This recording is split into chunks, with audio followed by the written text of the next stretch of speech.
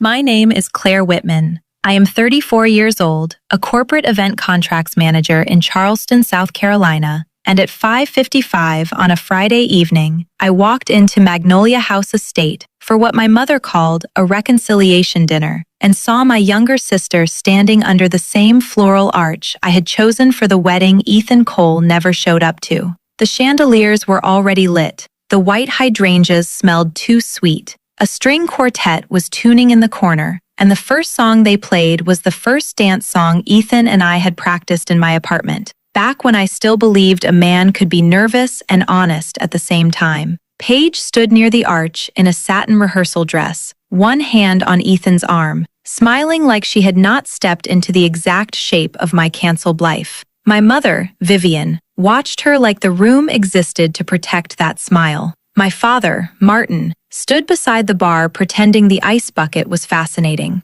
I was seated at a side table labeled Family Support, with no +1, no roll, and no warning that this was not a dinner. It was a pressure room. In my hand was an ivory venue contract folder I had almost left at home. Inside were the original Magnolia House agreement, the $38,000 deposit receipt, the vendor payment confirmations, the cancellation clause, and the final transfer authorization the wedding planner had accidentally emailed me that morning because, legally, I was still the payer on file. Then my mother raised her champagne glass in front of both families and said, "Be mature, Claire. Your sister deserves happiness more than you deserve another scene." A few guests looked at me with pity. Paige lowered her lashes like she was being gracious. Ethan looked away first. I did not cry. I did not throw the glass. I pressed my thumb against the metal clip of the ivory folder until it hurt, and realized the wedding did not become clean because they changed the bride's name.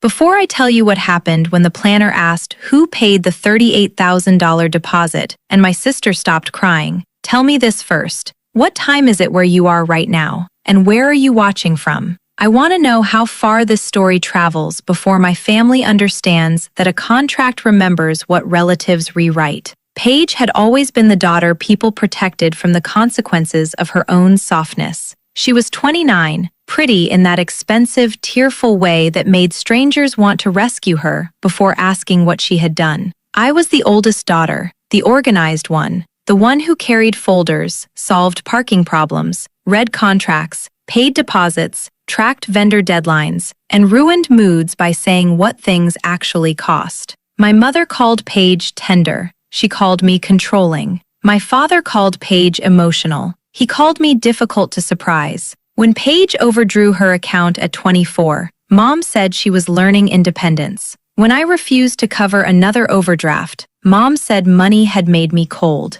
When Paige forgot my parents' anniversary reservation, I rebuilt the whole dinner in 40 minutes and watched Mom thank Paige for choosing the flowers. I learned early that in my family, credit went to the person who looked most wounded while someone else fixed the damage. Ethan knew that before he used it. He and I were together for 4 years. He was a law firm associate with careful hair, careful manners, and just enough insecurity to make my competence feel like an insult to him. When he proposed, Paige cried louder than I did. At the time, I thought it was happiness. Now I know some people cry when a door opens near something they want. I planned our wedding the same way I handled every event contract at work. Clean, documented, paid on time, no hidden balances, no vendor confusion. Magnolia House Estate required a $38,000 non-refundable deposit to hold the spring date because Charleston wedding season treats calendars like gold.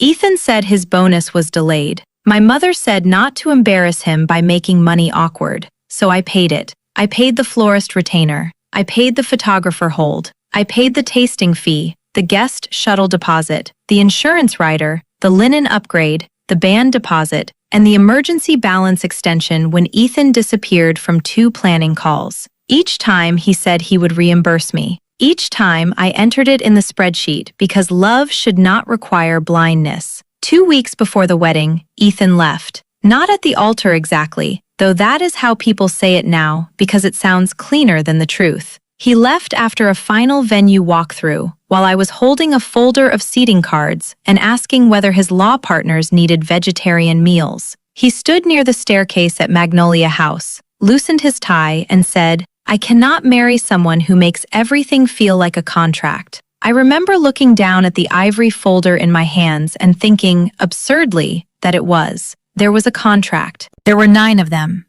Before I could answer, my phone buzzed. Paige had texted me, "Are you okay?" I had not told her anything yet. That was the first hairline crack. Ethan said he needed space.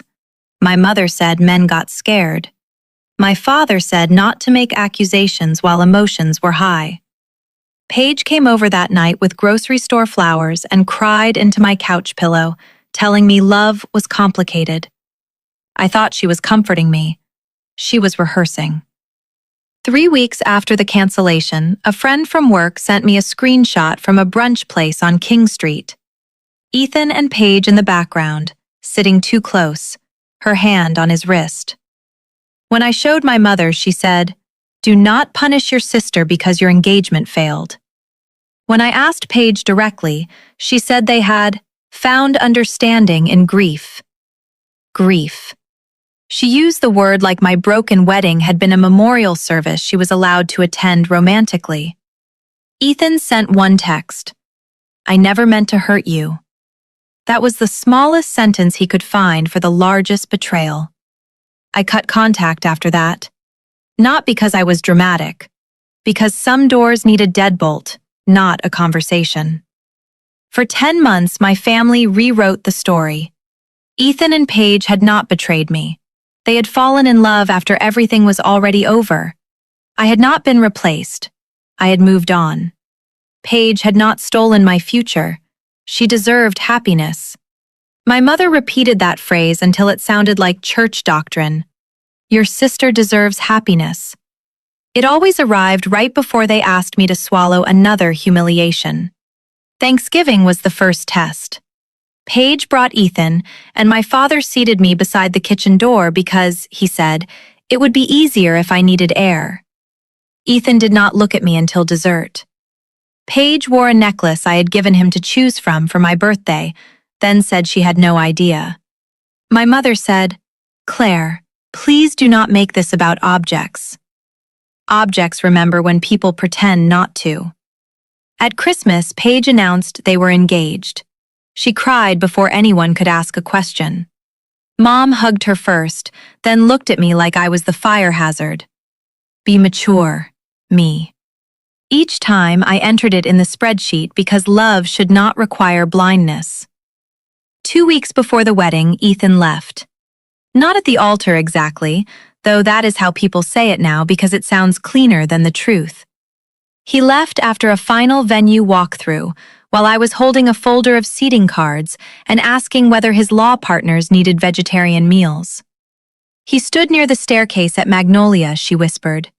Ethan held Paige's hand with the same thumb stroke he used to calm me before client dinners. I excused myself and sat in my car for 20 minutes while my father texted, "Your mother is upset." Not, "Are you okay?" Not, "This is strange. Your mother is upset." That was the family emergency code for my pain making someone else uncomfortable. The cruelest part was that my family had spent years training me for that exact table. At 19, Paige forgot to confirm a banquet room for my parents' vow renewal, and I called 3 hotels during my economics final review to find a replacement. Mom told guests Paige had planned such a thoughtful evening. At 27, Paige wanted to launch a bridal styling blog and asked me to proofread one caption. By midnight, I had built her rate sheet, corrected her vendor terms, and paid for the website theme because she said the launch would heal her confidence. She thanked me online as my detail queen, then deleted my comment when I mentioned contracts. That was why I became good at contracts. Not good in the cute way people mean when they say a woman is organized. I mean, good enough to see the hidden fee in a hotel addendum before a client signed. Good enough to know when a vendor's force majeure clause had been softened into nonsense. Good enough to read a cancellation schedule and tell a CEO, if you wait until Monday, this mistake costs $80,000. I liked clean language because my family lived in fog. I liked signatures because nobody could cry them into meaning something else. I liked timestamps because they did not care whose daughter was prettier. My mother called that cold. Marjorie called it survival with a paper trail. When Ethan joined our family, he first admired that part of me. He asked me to review leases and purchase agreements, then slowly admiration became irritation. If I corrected a vendor, he called me intense. If I asked him to confirm payments, he said I made him feel audited.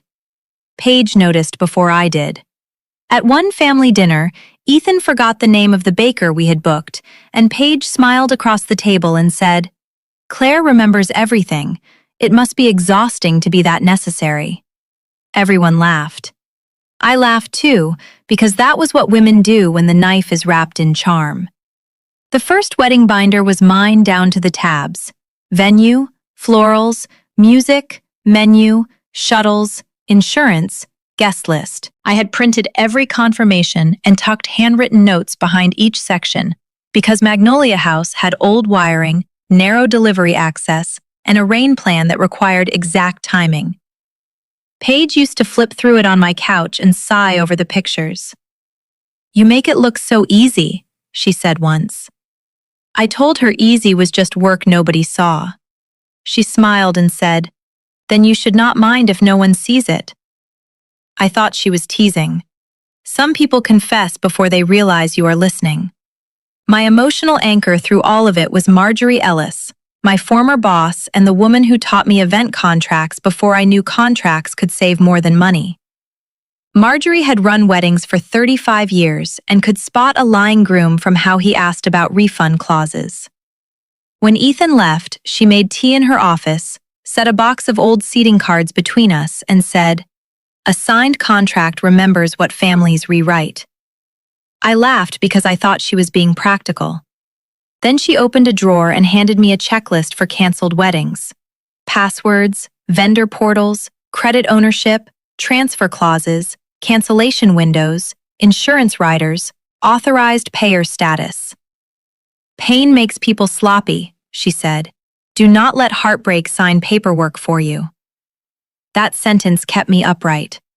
I canceled what I could, preserved what I could, and left the Magnolia House credit untouched because the contract said it could be used for a future event only by the original payer or with my signed transfer release. I had no future event in mind. I just refused to hand my last piece of proof to the people who had taken everything else and called it love. For months, Paige hinted. First lightly. It would be sad to let such a beautiful venue go to waste. Then sweetly. Maybe using it would bring closure. Then publicly. She posted an engagement photo outside Magnolia House with the caption, "Sometimes what is meant for you finds its way." I stared at that caption so long the words blurred. Meant for you. My deposit, my date, my vendors, my song, my pain rebranded as destiny. When I called my mother, she said Paige had already suffered enough from my bitterness. "You cannot own a place forever because you almost married someone there."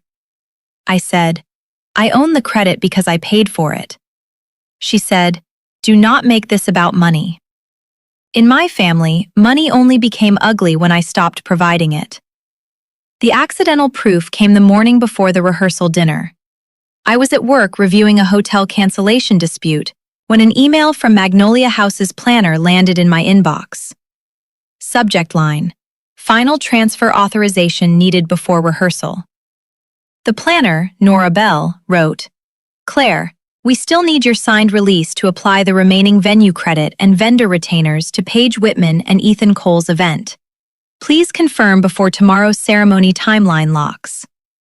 Attached was the transfer form. Beneath it was the event profile. Same spring weekend, same courtyard arch, same florist, same photographer, same sea bass menu, same string quartet, same first dance song. They had rebuilt my wedding under Paige's name without the one signature they still needed. That was when the old hurt turned cold. Public shame creates public witnesses. I forwarded the email to Marjorie and asked one question. Did you know they were using the date? She called me within 3 minutes. Her voice was flat. Claire, they asked about reusing your date before you publicly canceled. I sat back in my chair. The office noise faded. Who asked? Ethan and Paige, 2 days after he left you. They wanted to know if the venue would hold the design if the bride changed. The bride. Not the wedding. Not the couple. The bride. Marjorie had refused to participate and retired from the file, but she kept her planning timeline because women like her did not survive 35 years by trusting charm. She sent it to me before lunch. I printed it, placed it in the ivory folder, and drove to Magnolia House at 5:20 with my hands steady enough to scare me. I did not drive straight to Magnolia House after that. I logged into every vendor portal I still controlled and watched the pattern assemble itself. The florist mood board had been duplicated with Paige's initials on the file, but my notes were still in the margins. The photographer's timeline used my family shot list, with Ethan's parents moved to the front and my name deleted from the bride column. The shuttle company still had my card as backup payment. The band invoice still said Cole Whitman First Dance, with the song title I had chosen. Even my rain plan map had been reused, the one I drew after visiting Magnolia House during a thunderstorm and realizing the veranda flooded near the west steps. They had not just taken a venue, they had taken the labor that made the venue safe, comfortable, and ready. Theft feels different when you can see the tabs. Then Nora called me, voice low. Claire, I need to ask something carefully. Did you personally approve the vendor credit transfer in a phone call with your mother? My skin went cold. I said no. Nora exhaled. Vivian told the office you were too emotional to sign, but had verbally blessed it. There it was. The new lie before the old lie had cooled. I asked Nora to preserve the call note. She said she already had. That was the moment I stopped thinking of her as the planner who had inherited a mess and started thinking of her as a witness. A good witness does not carry your pain. She keeps the receipt from being swept away. At check-in, my mother tried the first trap. She met me near the side veranda with a cream envelope and the soft voice she used when there were witnesses. Before dinner, Paige made a family blessing card. Everyone is signing it. I opened the envelope. The top sheet was a sentimental note about healing. Under it, folded once, was the venue transfer release. My signature line was highlighted in yellow. I looked at my mother. This is not a card. Her mouth tightened. It is just paperwork to make tomorrow smoother. Then say paperwork. Claire, please. Do not be small. Small meant reading. Mature meant signing. I handed it back unsigned. No. She looked past me toward the dining room, where Ethan's law firm partners were arriving. You would ruin your sister's wedding over a form? They built the wedding on a form. My father appeared behind her and said quietly, "This is not the day to reopen old wounds." I said, "Then why are you using the same room?" He looked away. Enablers always know where the wound is. That is why they ask you not to touch it. Inside the rehearsal dinner, every detail was a theft with flowers on it. The seating chart used the same gold frames I had chosen. The welcome drinks were the rosemary cocktails Ethan claimed he hated until Paige called them elegant. The place cards were ivory with torn edges, exactly like mine. I found an old, handwritten seating card proof tucked under the planner's clipboard near the entrance, still labeled Cole Whitman Wedding, Original Draft. My name had been crossed out in pencil, Paige's written over it. A pencil can be cruel when it thinks ink is unavailable. I slipped the proof into my folder before anyone noticed. Sophie Cole, Ethan's 11-year-old niece and tomorrow's flower girl, found me near the hallway. She wore a pale blue dress and looked nervous in the way children do when adults have told them too much and not enough. "Aunt Paige said you were going to sign tonight because everyone is watching," she whispered. My chest tightened. "Who told you that?" She looked toward Ethan. "I was not supposed to repeat it." I knelt so my voice would not carry. "You did nothing wrong. Adults should not put paperwork in a child's mouth." She nodded like she understood more than she should. I asked the planner's assistant to keep Sophie with the other children during dinner. I refused to let them use a child as a pressure point. Some lines are not emotional. They are structural. Dinner started with shrimp, champagne, and lies. Paige sat at the center table, Ethan beside her, my mother on the other side, glowing with the relief of a woman who believed the trap had already closed. I sat at the side table labeled Family Support. Ethan's senior partner, a silver-haired man named Arthur Bellamy, asked politely how I was related. Before I could answer, Paige said, "Claire helped us so much by letting go." Letting go. Another soft word for being emptied. I looked at the ivory folder on my lap and said, "Not yet." Paige laughed like I had made a joke. My mother's eyes sharpened. After the salad course, Vivian stood with her glass. She talked about love finding its true home, about family healing, about how Paige had brought light into a painful season. Then you turned toward me. "And we are grateful Claire is mature enough to understand that her sister deserves happiness more than she deserves another scene." That line landed in front of Ethan's partners, Paige's bridesmaids, vendors, cousins, and the planner staff near the wall.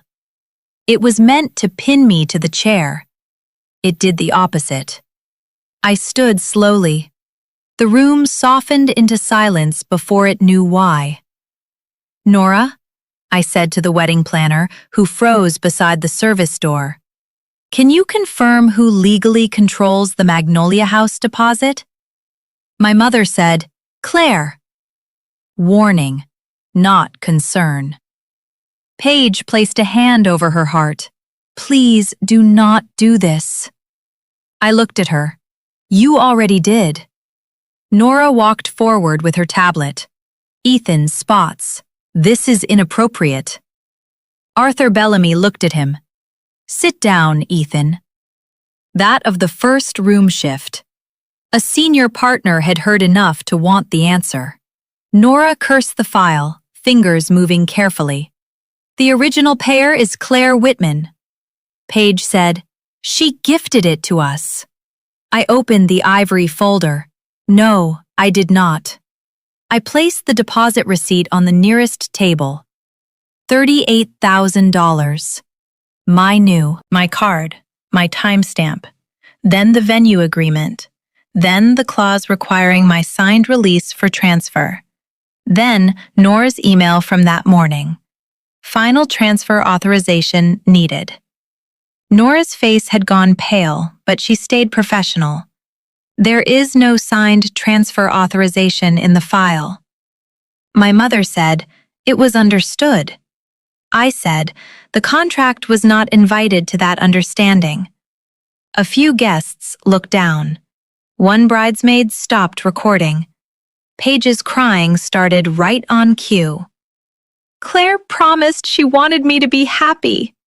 "No," I said. "I said I would not discuss Ethan with you. You turned my silence into permission." Ethan stepped toward me. "You are humiliating yourself." I removed Marjorie's timeline from the folder. "Then explain this." The second proof hit harder because it had dates.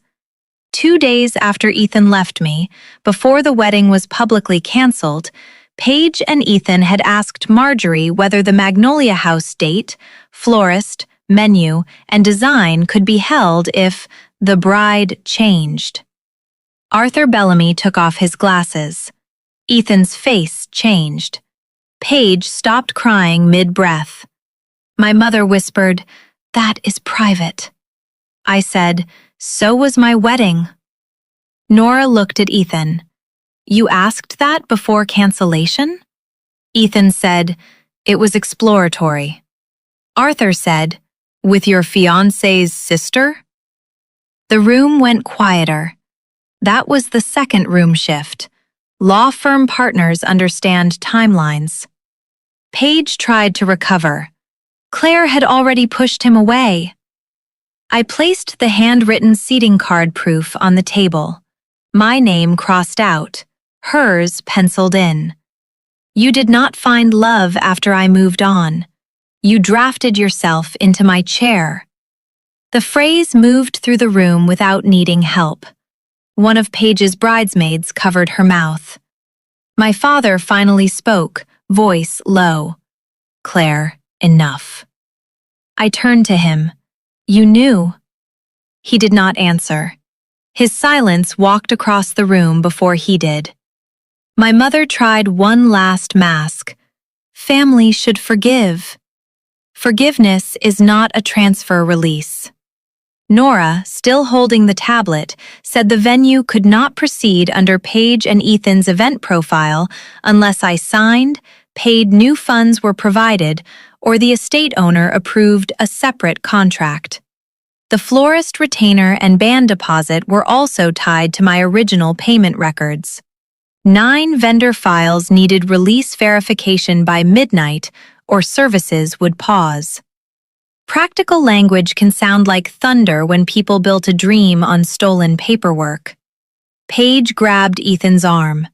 "Tell her." Ethan looked at me for the first time like I had something he actually needed. "Claire, do not do this. Not now." I almost smiled. Not now had been the family religion for a year. Not at Thanksgiving, not at Christmas, not at the engagement party, not during Mom's toast, not in front of partners, not when Paige was crying, not while guests were watching. There was always a better time for my pain, and it was always after they got what they wanted. I picked up the transfer release my mother had hidden under the blessing card and placed it beside the receipt. "You wanted my blessing because you needed my signature." My mother said I was bitter. Paige said I was jealous. Ethan said I was being vindictive. Nora said, "Without authorization, the current file is frozen." That was the third proof slap, and it came from the person holding the schedule. The room physically changed then. Guests pulled back from the tables. A photographer lowered his camera. Ethan's partner stood and stepped into the hallway to make a call. Paige's bridesmaids stopped touching her shoulders. My mother's tears did not draw anyone closer. Even my father looked smaller, as if the chandelier light had finally found the space between what he knew and what he allowed. I closed the ivory folder. "I am not signing." Paige whispered, "You would destroy my wedding?" I looked around the room I had paid to reserve, at the arch I had chosen, at the man who had left me, and the sister who had stepped into my outline. "No, I am taking mine out of it." For 1 second after I said it, nobody moved. Paige looked toward Ethan the way she used to look toward me when a vendor asked a question she could not answer. Ethan looked toward Arthur. Arthur did not rescue him. My mother stared at the folder as if it had betrayed her personally. My father's hand rested on the back of a chair, knuckles white. Nora's tablet chimed with another vendor alert, and that tiny sound made half the room flinch. The schedule itself was turning against them. I picked up the deposit receipt last, slid it back into the folder, and felt the strangest calm. They could still call me bitter. They could still say I was jealous. They could even get married somewhere else. But they could not keep pretending the day had floated into Paige's hands by fate. The room had seen the price tag. I left before dessert. Not dramatically, not running. I walked through the veranda doors into the Charleston evening while my hands shook so hard I nearly dropped the folder. Outside, the air smelled like river water and gardenias.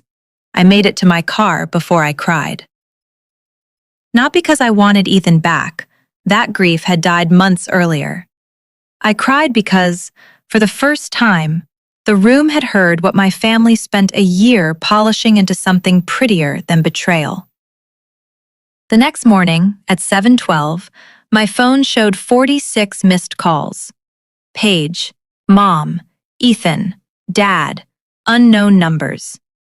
At 7:30, Nora emailed that the venue owner had paused all ceremony services until contract authority was resolved. At 7:45, the florist requested written payer confirmation. At 8:10, the band refused to perform the first dance song until the contract holder released the deposit. At 8:22, Ethan texted, "Please, Claire, my partners are here." At 8:31, Paige wrote, "You got your revenge. Please stop." My mother sent, "Your sister is vomiting. Your father is humiliated." I answered one message. Mine was one sentence. A wedding does not become clean because you change the bride's name. Then I turned off the phone and drove to Marjorie's house. She had coffee waiting, 2 folders open, and no pity on her face. "Good," she said. "Now we protect the record." That was what we did. Not revenge theatrics. Process.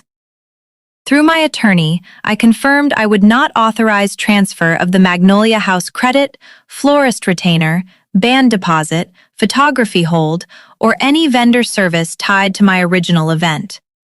I did not demand money back from Paige. I did not reverse legal payments.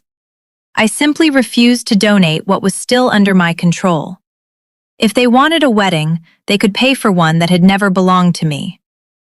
Consequences began arriving one invoice at a time. Magnolia House offered them a smaller ceremony in a side garden if they paid a new security deposit immediately. The florist would provide only basic arrangements, not the full design I had paid for. The band pulled out because the date had been held under my contract.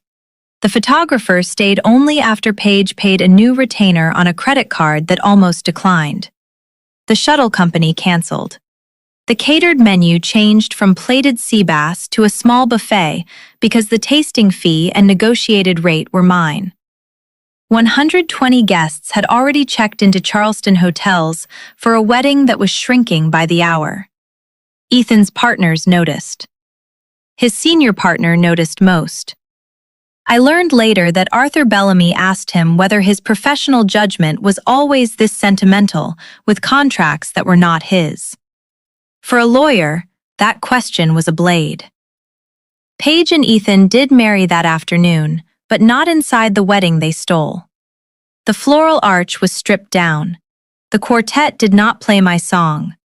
The side garden was too hot, the chairs did not match, and the reception ended before sunset because the estate had another event that evening. My mother told relatives I had ruined everything out of jealousy. Then Sophie, the 11-year-old flower girl, asked her grandmother at the hotel breakfast, "But why did Aunt Paige need Aunt Claire's signature if it was really hers?" Children ask the questions adults spend money avoiding. The story moved faster after that. Ethan's law firm partners stopped treating it like family gossip. Paige's bridesmaids whispered about the timeline. Someone had saved a photo of the hidden release under the blessing card.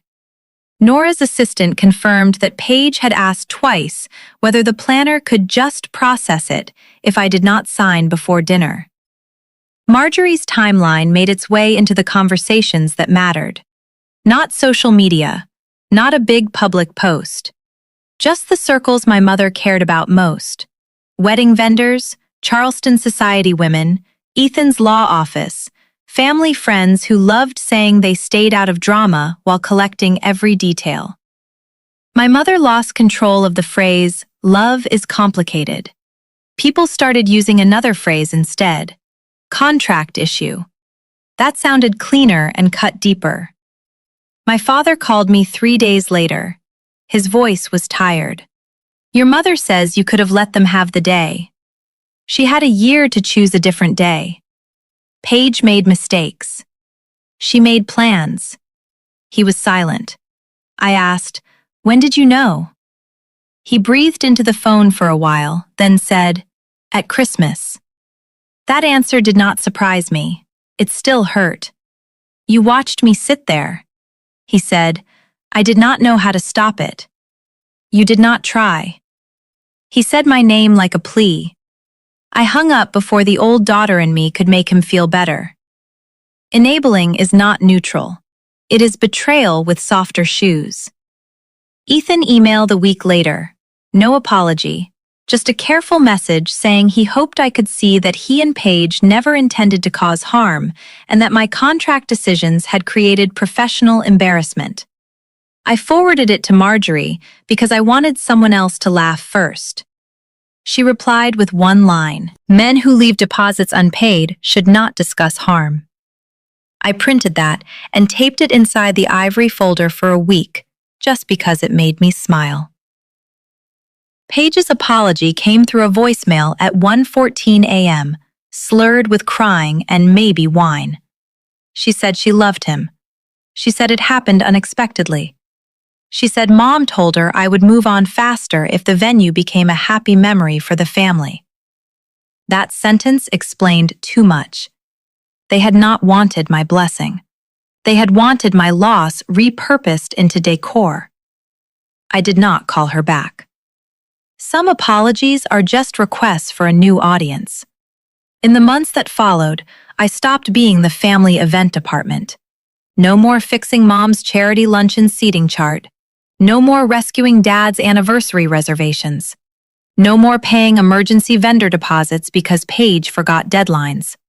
No more proofreading Ethan's firm dinner invitations, which he had once asked for through my father as if humiliation came with professional services. My mother texted that I was tearing the family apart. I replied, "No, I resigned from unpaid logistics." It felt petty for half a second, then peaceful for hours. The ivory folder moved from my closet to my desk. At first, I kept it because it held proof. Later, it became the seed of something else. Women began finding me through Marjorie, a bride whose fiancé disappeared after the honeymoon deposit, a widow whose in-laws tried to use her memorial venue credit, a woman whose sister wanted her baby shower deposit transferred after mocking her miscarriage. Too many stories. Too many soft words hiding hard theft. I started reviewing contracts on weekends.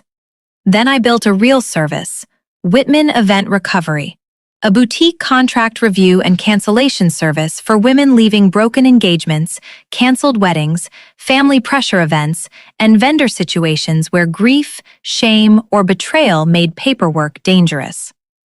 My first client sat across from me holding a folder almost identical to mine and said, "I feel stupid caring about deposits when my life is falling apart." I told her what Marjorie told me. "Pain makes people sloppy. We are not going to let it sign for you." I also created a free checklist for women canceling major family events. Change passwords, confirm payer status, revoke vendor access, preserve emails, freeze transfers, check release clauses, secure deposits, update guest communications, and never sign anything handed to you during a family scene. We posted it online. It was downloaded 18,000 times in the first month. That number made me sit very still. Not because it was impressive, because it meant 18,000 people understood the danger of being pressured while heartbroken. The ivory folder now holds my original Magnolia House contract, the transfer form I refused to sign, Marjorie's timeline, Nora's email, Sophie's question written in my notes, and the first printed checklist from my new business. It is no longer just the folder from the wedding I lost. It is the folder that taught me my name could protect me when my family would not. I did not lose Ethan to Paige. I lost the illusion that love, family, and history would make dishonest people decent. Ethan lost the clean version of himself he had been selling to partners. Paige lost the fairy tale where she was chosen by destiny instead of inserted by betrayal. My mother lost the ability to stand in a room and make people call theft healing. My father lost the comfort of silence being mistaken for peace.